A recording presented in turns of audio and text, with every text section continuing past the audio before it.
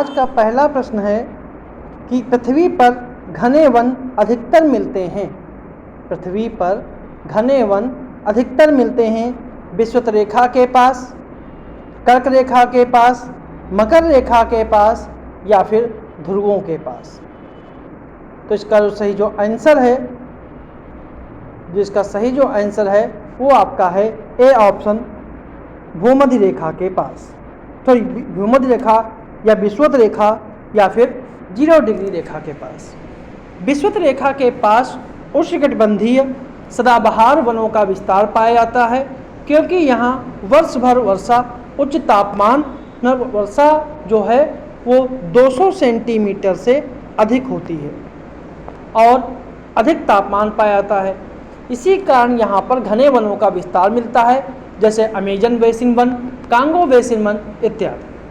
अगला प्रश्न है कि विली है एक प्रकार के वृक्ष जो शीतोष्ण कटिबंध में उगते हैं, एक प्रकार की हवा जो मरुस्थल में चलती है, उत्तर पश्चिमी ऑस्ट्रेलिया का उष्णकटिबंधीय चक्रवात और लक्षद्वीप समूह के निकट पाई जाने वाली एक प्रकार की मछली।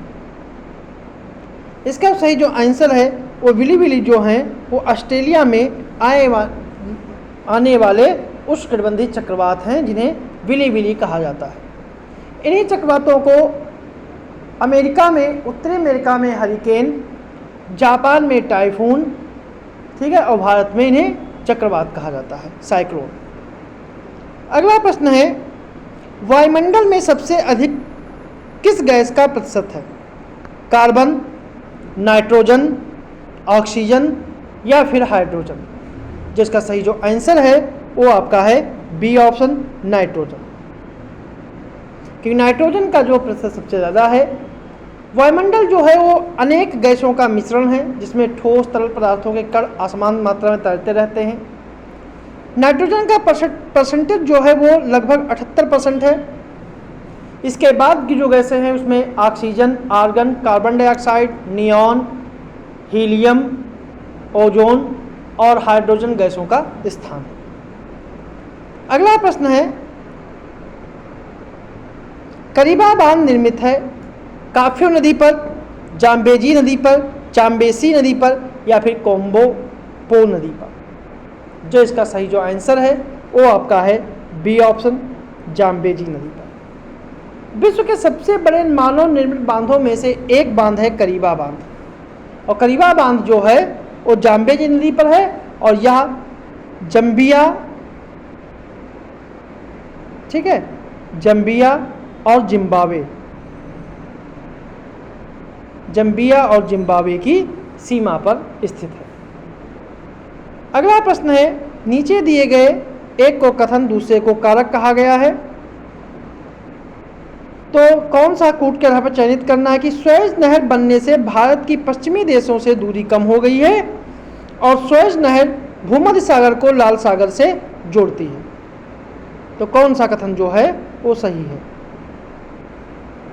तो इसका सही जो आंसर है वो आपका है ए ऑप्शन, ठीक है। इसके दोनों कथन जो हैं वो सही हैं और एक दूसरे की सही व्याख्या जो हैं वो कर रहे हैं। सुएज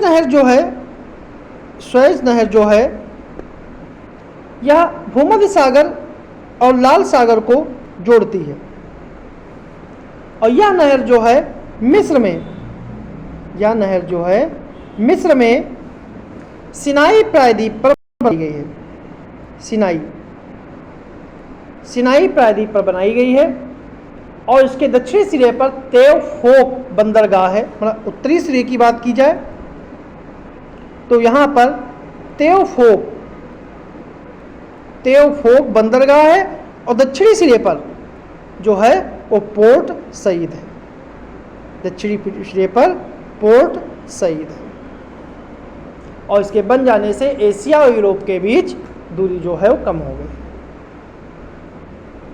अगला प्रश्न है हार्मुज की जलसंधि पाई जाती है काला सागर और मध्य सागर के बीच, फारस की खाड़ी और ओमान खाड़ी के बीच, अरब सागर और लाल सागर के बीच या लाल सागर और भूमध्य सागर के बीच। जो इसका सही जो आंसर है वो आपका है बी ऑप्शन, फारस की खाड़ी और ओमान की खाड़ी के बीच, जो हार्मुज जल संधि है या फारस की खाड़ी और ओमान की खाड़ी के बीच स्थित है। अगला प्रश्न है, निम्नलिखित में से किसका सुमेलित नहीं है? ब्राज़ील की धारा दक्षिणी अटलांटिक महासागर, हम्बोल्ट की धारा उत्तरी प्रशांत महासागर, गल्फ स्ट्रीम उत्तरी अटलांटिक महासागर और अगुलहास धारा हिंद महासागर। जो इसका सही जो आंसर है वो आपका है बी ऑप्शन, हम्बोल्ट धारा। हम्बोल्ट धारा को पेरुवियन धारा भी कहते हैं, को पेरुवियन धारा भी कहते हैं, और यह दक्षिण अमेरिका के पश्चिमी तट के सहारे प्रवाहित होने वाली ठंडी जलधारा है, और बाकी जो हैं वो सब सही सुमेलित है।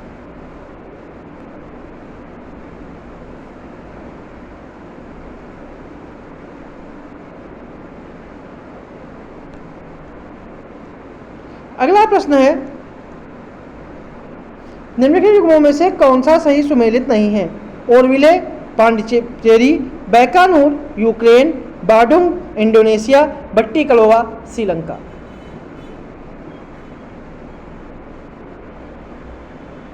जो इसका सही जो आंसर है वो आपका है बी ऑप्शन, वो है आपका बी ऑप्शन बैकानूर।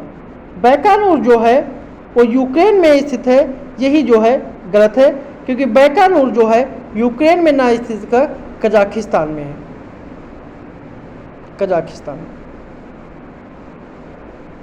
कजाकिस्तान में है, ठीक है। और यह अरल सागर के पूर्व में स्थित कॉस्मोड्रोम विश्व का सबसे प्राचीनतम और विशालतम अंतरिक्ष प्रक्षेपण केंद्र है, और बाकी जो हैं वो सभी सही सुमेलित हैं। अगला प्रश्न है, मैगीनाट रेखा थी फ्रांस और जर्मनी के बीच, पूर्व जर्मनी और पोलैंड के बीच, अमेरिका और कनाडा के बीच, भारत और अफगानिस्तान के बीच। जो इसका सही जो आंसर है वो आपका है ए ऑप्शन, फ्रांस और जर्मनी के बीच। मैगीनाट रेखा फ्रांस द्वारा खींची गई जर्मनी और फ्रांस के बीच सीमा रेखा है। जो पूर्वी जर्मनी और पोलैंड के बीच जो रेखा है उसको हिंडनबर्ग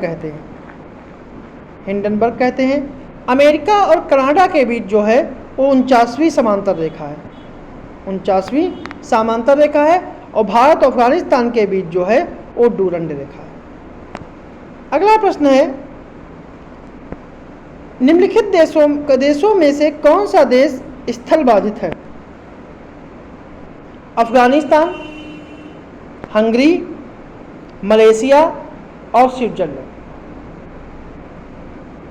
तो कूट के आधार पर चयनित करना है 1 और 2, 1 2 3, 2 3 4 या फिर 1 2 4। जो इसका सही जो आंसर है वो आपका है डी ऑप्शन, 1 2 4। मलेशिया जो है वो स्थल बाधित देश नहीं, वह देश जिसकी सभी सीमाएं या तटरेखा केवल स्थल या फिर किसी बंद सागर से मिलती हैं उन्हें स्थलबद्ध देश कहते हैं, या फिर कहें लैंडलॉक कंट्री कहते हैं। दक्षिण एशिया में अफगानिस्तान एक लैंडलॉक कंट्री है। हंगरी स्विट्जरलैंड यूरोप के प्रमुख जो है स्थल बाधित देश है, जबकि मलेशिया की जो है एक विस्तृत तटरेखा है और मलेशिया की राजधानी जो है वो कुआलालंपुर। अगला प्रश्न है, निम्नलिखित में से किन देशों के साथ इजराइल की साझी सीमाएं हैं? लेबनान, सीरिया, जॉर्डन और मिस्र।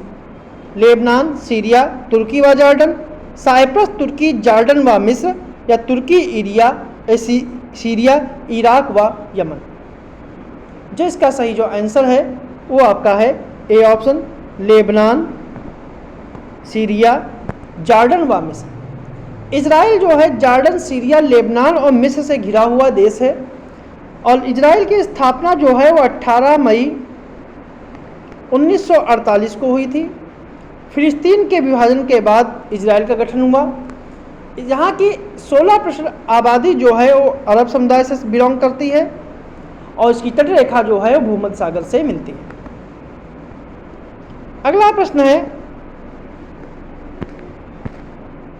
निम्नलिखित में से कौन सा सुमेलित नहीं है? बाल्को, हिंडाल्को, नाल्को या फिर HCl? जिसका सही जो आंसर है वो आपका है ए ऑप्शन, बाल्को। क्योंकि बाल्को यानी Bharat aluminium company limited, BALCO मतलब Bharat aluminium company limited, BALCO. BALCO का जो है वो रायपुर में नहीं है, ठीक है, यह छत्तीसगढ़ के कोरबा जिले में है, छत्तीसगढ़ के कोरबा जिले में है, और इसकी स्थापना जो है वो 1965 को की गई थी, और बाकी जो हैं वो सही सुमेलित है। अगला है, संगमरमर क्या है? अवसादी चट्टान, कायांतरित चट्टान, आग्नेय चट्टान या फिर इनमें से कोई नहीं? जो इसका सही जो आंसर है वो आपका है बी ऑप्शन, कायांतरित चट्टान। संगमरमर एक कायांतरित चट्टान है और संगमरमर का रूपांतरण अवसादी कार्बोनेट, चूना पत्थर या डोलो स्टोन से होता है। अगला प्रश्न है, भारत का लौह अयस्क भंडार निम्नलिखित में से किस शैल समूह से संबंधित है? धारवाड़, कडप्पा, विंध्य या फिर गोंडवाना? जो इसका सही जो आंसर है वो आपका है ए ऑप्शन, धारवाड़। धारवाड़ शैल तत्व जो है वो भारत में पाई जाने वाली आर्थिक दृष्टि से सबसे महत्वपूर्ण शैल है। लौह अयस्क प्रमुख रूप से धारवाड़ शैल तंत्र में ही पाया जाता है और ये आर्किन समूह की चट्टानों के अवशेष हैं। अरावली पर्वत का निर्माण धारवाड़ क्रम की चट्टानों से ही हुआ है। अगला प्रश्न है, कपास के रेशे प्राप्त होते हैं पर्ण से, बीज से, तने से या फिर मूल या जड़ से? जो इसका सही जो आंसर है वो आपका है बी ऑप्शन, बीज से। कपास के रेशे जो हैं वो बीज से प्राप्त होते हैं। देश के सबसे बड़े सूती वस्त्र उद्योग को कच्चा माल इसी से प्राप्त होता है। यह भारत का देशज पौधा है। अगला प्रश्न है, भारत में एग्रो इकोलॉजिकल जोन्स यानी कृषि पारिस्थितिकी क्षेत्रों की कुल संख्या है 15, 17, 19 या फिर 20? जो इसका सही जो आंसर है वो आपका है डी ऑप्शन, 20। क्योंकि नेशनल ब्यूरो ऑफ सॉइल सर्वे ने मिट्टी, जलवायु प्रकार एवं प्राकृतिक भौगोलिक परिस्थितियों के आधार पर भारत को 20 कृषि पारिस्थितिकी क्षेत्रों और 60 कृषि पारिस्थितिकी उप क्षेत्रों में विभाजित किया है। अगला प्रश्न है, सूची 1 और सूची 2 को सुमेलित करना है, जिसमें नदियां और उनसे बांध से जुड़े हुए प्रश्न हैं कि नदियां और उनके बांध, जैसे बेतवा नदी, महानदी, जंबल और ताप्ती। तो इसका सही जो सुमेलन है वो बेतवा नदी जो है वो माता टीला से संबंधित है, महानदी हीराकुंड, चंबल गांधी सागर और ताप्ती काकरापार से संबंधित है। इसका सही जो आंसर है वो बी ऑप्शन है। बी ऑप्शन का जो है वो सही है।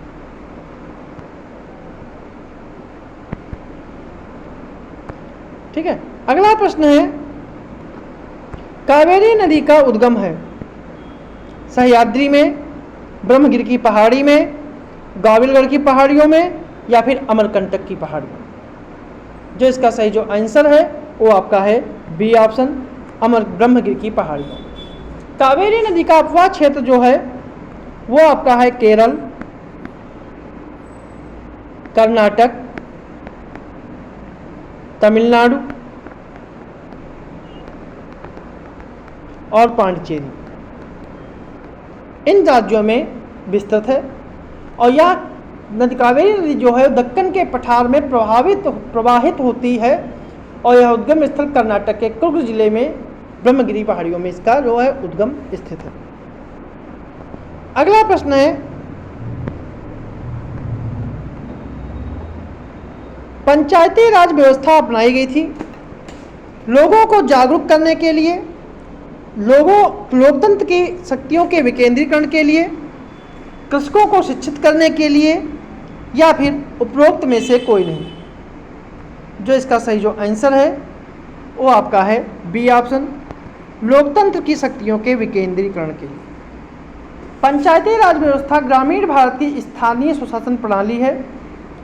आधुनिक भारत में पहली बार तत्कालीन प्रधानमंत्री जवाहरलाल नेहरू के द्वारा राजस्थान के नागौर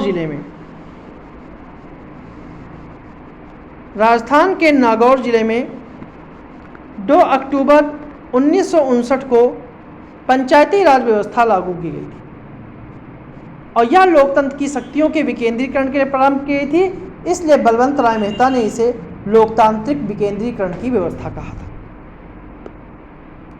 अगला प्रश्न है, निम्नलिखित में से कौन सा एक सामुदायिक विकास कार्यक्रम का पहला स्थापित कार्यक्रम है?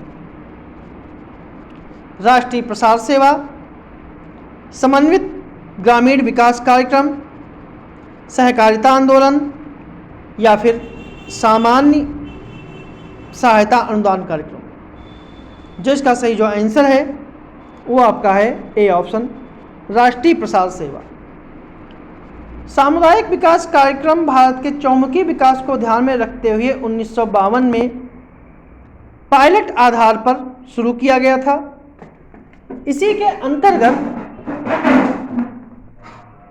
अंतर्गत जो है, ठीक है, इसी के अंतर्गत 1952 में राष्ट्रीय सामुदायिक विकास कार्यक्रम शुरू किया गया और इसी के अंतर्गत 1953 में राष्ट्रीय प्रसार सेवा जो है वो शुरू की गई थी और यह सामुदायिक विकास का पहला स्थापित कार्यक्रम था। अगला प्रश्न है, भारतीय संविधान का भाग 16 अनुच्छेद 330 से लेकर 342 तक संबंधित है किससे? मतलब संविधान का भाग 16 जो है वो किससे संबंधित है? प्रशासनिक अधिकरणों से, अखिल भारतीय सेवाओं से, वित्त आयोग से या फिर लोकसभा में अनुसूचित जात जनजाति के आरक्षण तथा आर्य भारतीय समुदाय के प्रतिनिधित्व से। जो इसका सही जो आंसर है वो आपका है डी ऑप्शन, लोकसभा में SC ST के आरक्षण के प्रावधान से और एग्लो इंडियन के प्रतिनिधित्व से। भाग 16 जो है अनुच्छेद 330 से 342 तक दिया गया है। 330 में दिया गया है लोकसभा में अनुसूचित जाति और जनजाति का आरक्षण। 331 में जो दिया गया है वो है आंग्ल भारतीय समुदाय के प्रतिनिधित्व से। लेकिन 104वें संवैधानिक संशोधन के द्वारा 331 के अंतर्गत लोकसभा में एग्लो इंडियन समुदाय को प्रतिनिधित्व उनका जो है वो समाप्त कर दिया गया है। अगला प्रश्न है, निम्नलिखित में से कौन सी एक समिति भारत में पंचायती राज व्यवस्था से संबंधित नहीं है? दिनेश गोस्वामी समिति, LM सिंघवी समिति, सादिक अली समिति या फिर अशोक मेहता समिति। जो इसका सही जो आंसर है वो आपका है ए ऑप्शन, दिनेश गोस्वामी समिति। क्योंकि दिनेश गोस्वामी समिति का संबंध जो है वो आपका चुनाव आयोग से संबंधित है, चुनाव सुधारों से संबंधित है। LM सिंघवी समिति का गठन जो है 1986 में हुआ, 1986 में। सादिक अली समिति का गठन जो है वो 1964 में हुआ। अशोक मेहता का 1977 में हुआ। अगला प्रश्न है कि दल बदल निरोधक अधिनियम कब अधिनियमित हुआ? 17 फरवरी 1985, 15 फरवरी 1985, 30 मार्च 1985 या फिर 21 अप्रैल 1985। जो इसका सही जो आंसर है वो आपका है बी ऑप्शन, 15 अप्रैल 1985। 15 फरवरी 1985 को दल बदल विरोधी अधिनियम को 52वें संवैधानिक संशोधन के द्वारा राष्ट्रपति की स्वीकृति मिलने के बाद अधिनियमित हुआ। इसके द्वारा संविधान में 10वीं अनुसूची जोड़कर दल बदल को रोकने का प्रावधान किया गया था। आज का आखिरी प्रश्न है कि नीचे दिए गए कथन एक अभिकथन है, दूसरे कारण है कि अनुच्छेद 368 के अंतर्गत संसद संविधान के किसी भी भाग में संशोधन कर सकती है और संसद भारत की जनता के द्वारा निर्वाचित उच्चतम विधायी संस्था है। कौन सा सही है? ए आर दोनों सही है, आर ए की सही व्याख्या करता है ए आर दोनों सही था, आर ए की सही व्याख्या नहीं करता है। ए सही है परंतु आर गलत है, ए गलत है परंतु आर सही है। जिसका सही जो आंसर है वो आपका है ए ऑप्शन, ए आर दोनों सही हैं और एक दूसरे की सही व्याख्या करते हैं। तो ये थे हमारे आज के प्रश्न।